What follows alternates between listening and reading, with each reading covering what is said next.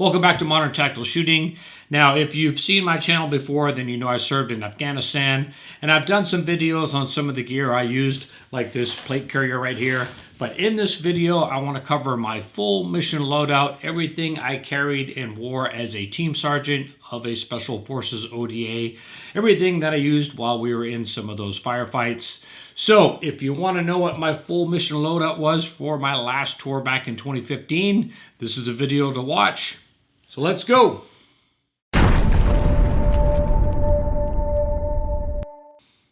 So as I said in the intro, I do have two separate videos, one on this ATS plate carrier and another one on this ATS war belt. I am going to go over these still, but I do have separate videos on them, how I rigged them up, and I'll put links down in the description.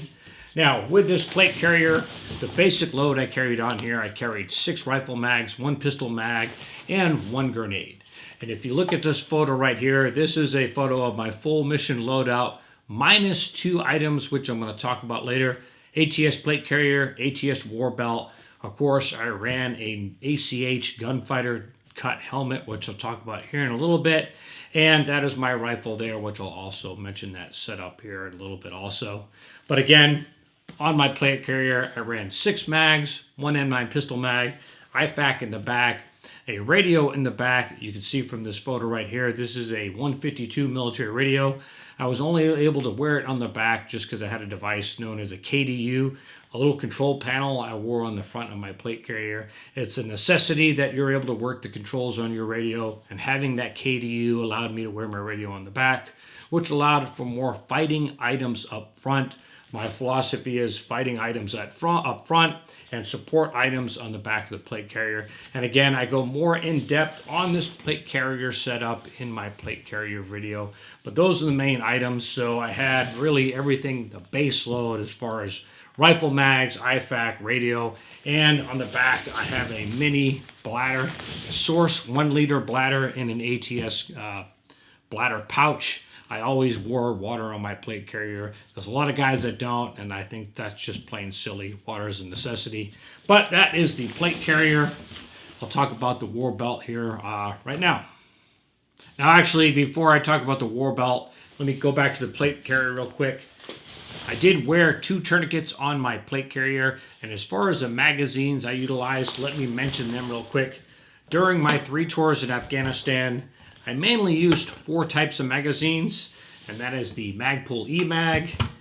This is a IMI or IWI, I believe it's IMI Defense out of Israel. Basically their version of a PMag.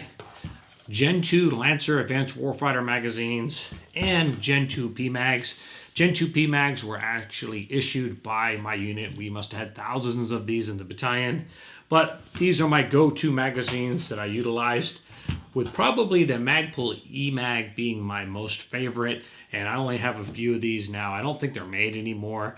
They were made, I believe, for foreign rifles in 5.56, like your SA-80, your HK-416s, guns that had a tighter magazine well. These are a little bit slimmer and they have no ridges. And the reason why I like these is they go in and out of rifle pouches really smooth. Mags with ridges, like Gen 2 PMags and Lancer, with these ridges, they can hang up in the pouch a little bit. So these are just a little bit smoother. And again, if you do have a tight magazine well, the slimmer design of the E-Mag, that's what it's for, to make it easy to put into the gun.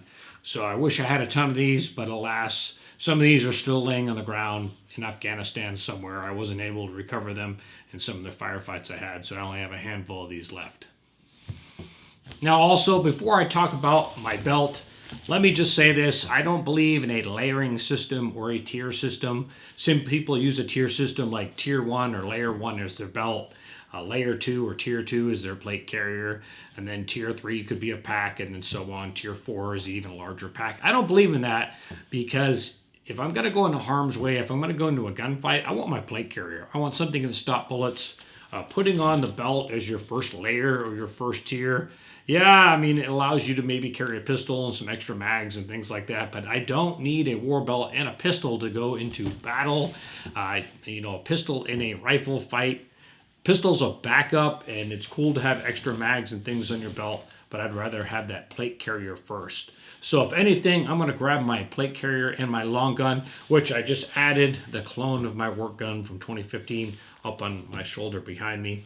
So I don't believe in that layering or tier system or line gear like line 1, line 2, line 3, or whatever people call it. I believe plate carrier, have everything you need in a gunfight on the plate carrier, and then everything else like belts and stuff and packs, that's just extra.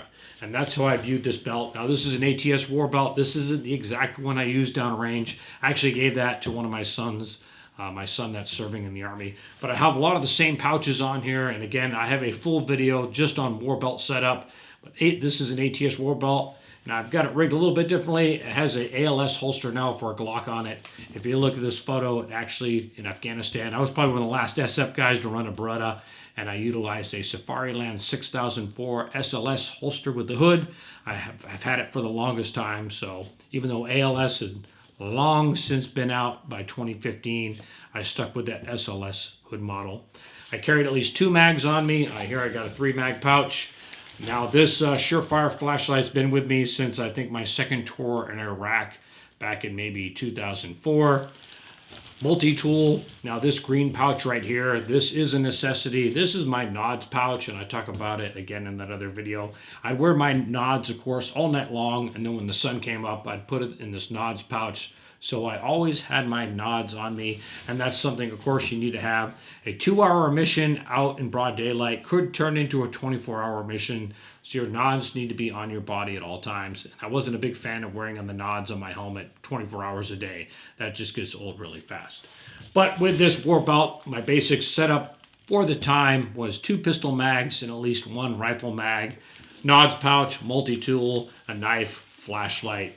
And I like the war belt because it's super comfortable. I know inner outer belts are all the rage now, but they make a great range belt. But if I was called back to active duty, say I was going into Ukraine or something, I would go back to a padded war belt just because of the comfort level. So let's move on to my next item. And I want to talk about why I carried in certain items and what items I carried in my pack based on my job as a team sergeant. All right, the next item I want to cover, I view just as important as my rifle, and that is this Ranger Skedco litter. This basically is a litter that rolls up into this little bundle, and I wore this attached to my body via this VTAC padded sling right here on every mission. So if we were doing a vehicle infill, anytime I got out of a vehicle, I would put this around my body. And on missions where we flew in, where we typically would spend at least 24 hours up to 72 hours on the ground, this was always attached to my body. Again, I'd always sling this over my shoulder, and everywhere I went, I would take this litter with me. And I'm going to tell you why I did this and why I view this as just as important as my rifle. So let me get into that right now. So being able to transport casualties was super important to me because of my role as a team sergeant, what I viewed my role as. So the team leader, that captain of an SF team, his job is to lead that team and lead that maneuver element or the main effort into a gunfight. Well, the team sergeant, my job is to manage it and to put the pieces in place to meet that team leader's definition of success during that mission. So the team leader leads, and I manage, and I push, and I put pieces in place to manage that fight. Now, gunfights aren't chess, but it is checkers. Gunfights are moves and counter moves. So the team leader decides on the moves, and I help support those pieces to manage the moves, really to put everything together. And the team guys, the rest of the team guys, they're leading those different elements, those different maneuver elements to maneuver those moves and counter moves. Again, the team leader decides what the moves and counter moves are. The team guys are actually making those moves, and I'm there to support the overall picture and support basically the men in the firefight. And one of those things is casualties. And you need to have a way to transport casualties, not just treat casualties. And I didn't want to burden the 18 Deltas, those medics on my team, with having to carry a litter on top of having to carry their aid bags with the actual medical gear that they use to treat gunshot wounds and other wounds that soldiers can receive. So I always carry the litter, and not just to not burden my 18 Deltas, but because Team Sergeant, we're in charge most of the time of conducting the medevacs. So my role is, if a teammate gets wounded, I want to have a way to transport him off the battlefield. Sure, there's buddy carries. You can drag somebody by their carrying their drag handle on their body armor. That works for about 10 yards at most, and you can inflict more harm on the casualties. You need to have a real way of transporting casualties to a medevac zone. It's totally amateur hour, and you're being neglectful if you're not planning for, one, treating casualties and transporting casualties. In my mind, you can cause a lot of harm to somebody if they're gravely injured and you're just trying to drag them along and you don't have a proper or safe way of transporting them. And hopefully I took the burden out of my guys' minds that if they got hurt or wounded, somebody was going to be there to take care of them and get them off the battlefield. And I viewed that as really one of my most important functions in a firefight, besides supporting the overall mission, was handle the casualties. So the 18 Deltas, they would treat the casualties, but I would set up the medevacs and I would be in charge of transporting those casualties. So either I would move to a casualty and then employ this if I needed it, or if we had a casualty collection point for multiple wounded, I would move to that casualty collection point so I could set up the medevac. And again, take the burden off the rest of the team members, knowing that, hey, somebody had their back if they were hurt or injured. So hopefully they could focus on the mission and not worry about, hey, what happens if I get injured? Hopefully they knew I had their backs. And the only way to do that is to have a way to transport casualties if you need to. So to me, this was a very vital piece of equipment, and I carried it every time we were out on the mission. So we had at least one of these for our 12 to 14 man team. I didn't use this for Afghans. They had their own methods. Of course, we're always leading some sort of Afghan force. We weren't acting unilaterally, which just means a team by itself. So we had at least one litter for the team, and I always carried it. All right, the next item I want to cover is packs. And I mentioned previously I utilized 2 different packs on my last tour, and it was based on the method of infill. If we did a vehicle infill, it usually meant we're going to spend less than 24 hours on the ground. So I used a small pack. This is a Warrior Assault Systems pack. This is the pack I carried. The other pack was a larger pack, was by Source, an Israeli company. It was a true 3-day pack. I used to carry a Camelback mother load, but I switched to the Source pack because it sat better over body armor. I don't have it anymore. After my last tour, I gave it to a buddy to have so he could use it on missions. But here's a photo of the Source pack with a full pack loadout. Now, the only difference between the contents of what I put in the Source pack for a 3-day mission and this smaller Warrior Assault Systems pack was the clothing and food. All the other items, those stayed the same. It's just on a vehicle infill. I didn't have to carry food or as much water or any snivel gear, as we call it in the military. Stuff to keep you warm or dry, and stuff to spend the night in if you're sleeping on the ground, because we kept all that in the vehicle. So I had a smaller pack. Just when I jumped out of the truck, I could have those necessary items that I needed for a mission, which I'm going to cover those items right now. Okay, this photo here, this is my full pack loadout. And again, the only items that changed was the amount of food, water, and the snivel gear. If we did a vehicle infill, I could have all that stuff in the truck. The core items, which I'm going to go over now, these did not change regardless of what size pack. Now, starting on the left, of course, I planned for 2 main meals a day with snacks, some Cliff Bars or Power Bars. So on a 3-day op, for example, that would be 6 main meals and some snacks. Then we have 2 star clusters, and that was part of our lost comms pace plan. So if we lost comms throughout the team, I could send out a colored star cluster, and depending on the color, it would mean move to the primary or secondary HLZ for extraction or to a rally point. So if we lost comms, I could shoot off a green star cluster, and that would mean, okay, everybody stop what you're doing, move to the primary exfil, or red was the other color, move to the alternate. And then we have a puck charge. That's literally a dip can filled with C4. And it was good enough to bust a simple door. And the 18 Charlies would make these up, pass them out to all the guys. And if it was a bigger or heavier door, they would just start stacking all these puck charges together. So if every man carried a puck charge on a 12-man team, that's up to 12 of these that you could tape together and have a pretty significant charge. I think the most we ever needed to use to breach an Afghan door or a metal gate was taking 2 of these and taping them 2 together. Very simple charge, very handy and very compact. Next, smoke to mark daylight time medevac HLZs. Chem lights, VS17 panel. I have a VS17 panel right here. Again, this is to mark an HLZ for medevacs, a necessity for me that I had to carry. And if you notice, here's some extra belt-fed ammo, and that's for the Mark 48. On air infill missions, we were going to spend a few days on the ground. Sometimes I would have 1 to 2 guys carry Mark 48s. So if they were carrying belt-fed machine guns, I would always carry extra Mark 48, that 7.62 belt-fed ammunition. And if we were on a mission where we weren't bringing belt-feds, then I always carried extra 40mm grenade rounds.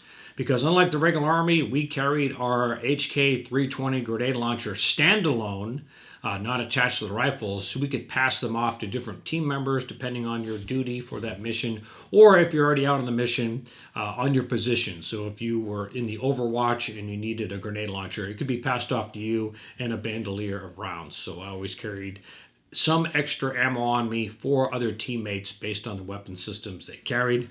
Now we have 550 cord, now a SATCOM antenna, that's a necessity.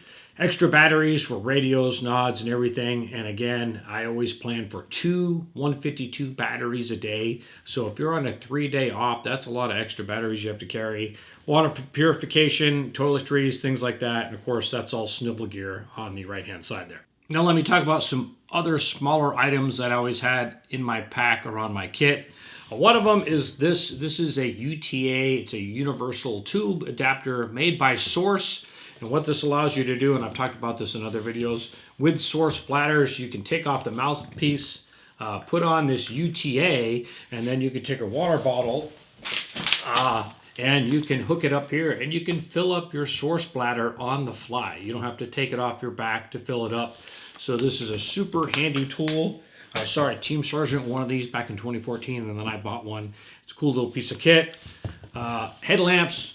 That's obviously handy. I always carried a little mini cleaning kit, some sort of water filter and water purification tablets. I was never going to drink unfiltered Afghan water. If you want to get some horrible disease, then that's the easiest way to do it. Pig gloves is what I wore on mission. I have a few sets of these, and I always carried some extra tourniquets in my pack. In that one photo, you can see a tourniquet on the outside of the pack. And of course, smaller extra batteries also.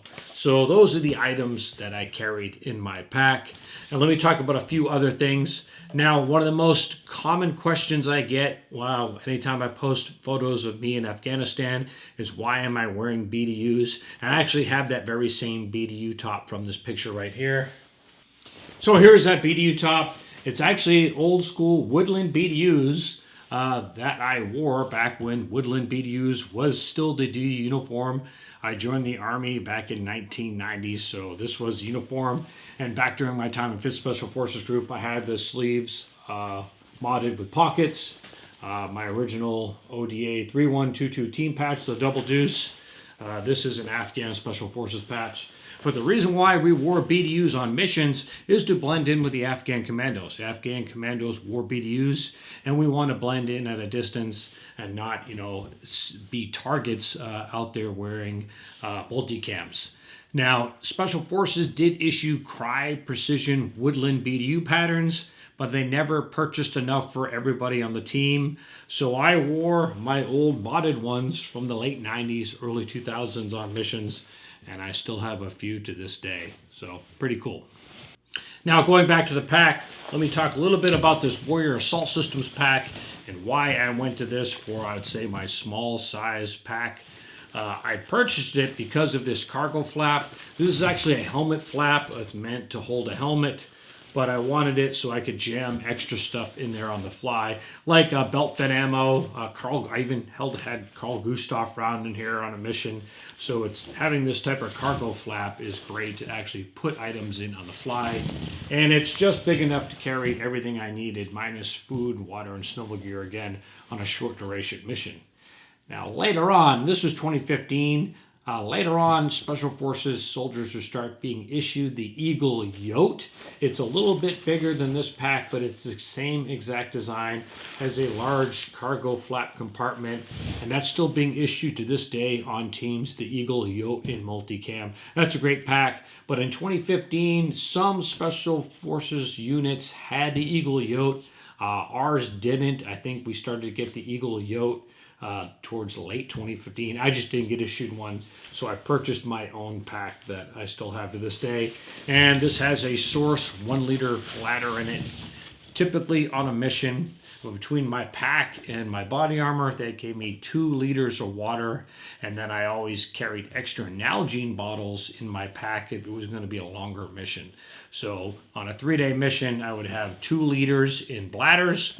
I would have at least 2 of the Nalgene bottles, and usually 3 or 4 other little simpler water bottles like these right here. We would freeze these, so in the Afghan heat, they would slowly melt over time, but they would keep you cool. So if you're wearing a bunch of these in your pack, or you had them in your pockets frozen, they would stay cool for quite some time. So I'd carry a bunch of these. I never wanted to run out of water. I never wanted to test my water purification tablets or my water filter against Afghan water. I've seen soldiers with giardia and other horrible stuff from the Afghan water, and I never wanted to risk it. So I always carried tons of water on me. Now, one last thing I want to mention with regards to packs.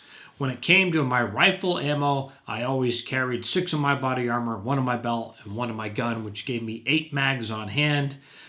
During vehicle infills, I didn't carry extra mags in my packs because we carried extra magazines in all the gun trucks for the M4. Now on air infill missions, I did carry 3 extra mags, so that gave me a full basic load of 11 magazines. Now this photo here, it's made its way around the internet. In some gun forums, some people made fun of me for it, saying if I wear mags on the back of the pack, how am I going to reach them to reload in a firefight? Well, the reason why I wore these mags back there is we're out there doing patrolling, and we're basically doing movement to contacts. Make contact with the enemy, what's the first thing you do? You get to the prone and you drop your pack. And I had the mags on the outside, so when I went to the prone and I dropped that pack in front of me, I had 3 magazines right there, very accessible for a reload, and I didn't have to reload off my plate carrier. That way, once I got up and started maneuver, I left my pack there. I had a full load on my plate carrier.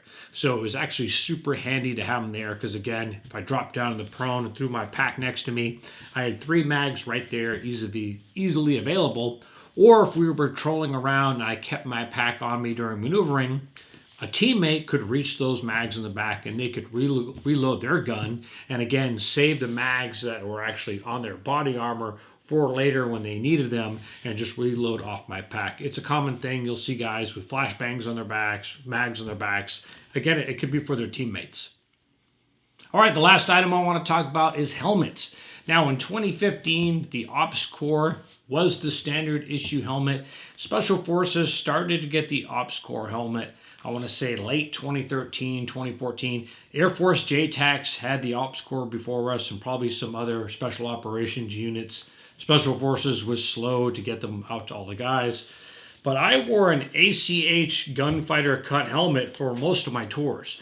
And the reason why is Ops Corps offers at least half a dozen different size variations, but Special Forces, in I guess an effort to save some money, they only purchased like 3 or 4 size variations, and the large Ops Corps was too big for me, and the medium Ops Corps was too small, and even trying to swap out the pads on the inside still did not make the helmet fit right. So I could not get a comfortable fitting Ops Corps, so I just stuck with this ACH gunfighter cut helmet. Now these peltors, these are civilian peltors now, but these peltor helmet adapters I purchased on my own so I could wear peltors on a mission. They're an old school design now, but I think they're still the best design because when you're wearing your helmet, They can be not locked in, so they provide some airflow around your ears, and you can still hear comms, so you can still communicate. And then if a firefight kicks off, you just lock these into place, and they compress the earmuffs around your ears for that hearing protection, so you don't have to wear these compressed all the time. Now, this helmet light is actually, this strobing light is on here more for show. I hardly ever utilize a strobing light on my helmet, and that's because the sensors on aircraft are so precise. If everybody strobes, you're going to white out the cameras, and you won't be able to be tracked by the sensors of the aircraft watching you during mission. And it's been that way since about, I would say, at least 2010. Everybody stopped strobing on a team, and usually the JTAC that was assigned to the team, he would be the only one strobing. Or if you were broken up into maneuver elements, spread far apart, one man per maneuver element would have a strobe light on his helmet marking that team. So I think out of, I don't know, more than a dozen missions my last tour, I think I utilized this once. The rest of the time, the JTAC was strobing for us.